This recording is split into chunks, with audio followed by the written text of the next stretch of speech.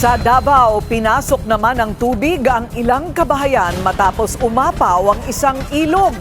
May paliwanag na rin ng DPWH kaugnay sa nabakbak na aspalto sa Maguindanao del Norte. Yan ang agenda report ni Edith Isidro ng Abante. Matinding pagbaha ang manaranasan ng mga residente ng Kibatang Jose Abad Santos, Davao Occidental, bunsod ng Bagyong Inday at hanging habagat. Base sa report, umapaw ang bati sa lugar kaya pumasok ang tubig sa ilang mga bahay doon.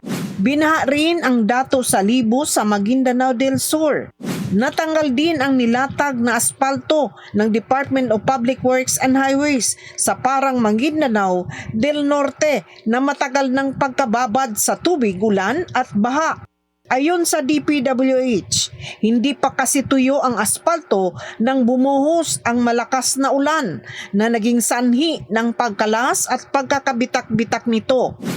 Dahil na rin sa pagulan, isang malaking puno ang nabunal sa Sitio Dalakit, Barangay Poblasyon sa Ambuanga, Negros Oriental.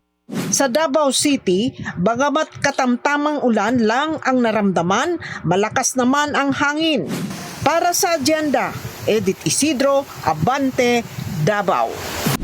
Manatiling nakatutok sa Bilyonaryo News Channel. Sumubaybay sa aming social media accounts at mag-subscribe sa aming YouTube channel para sa mga bago at eksklusibong balita.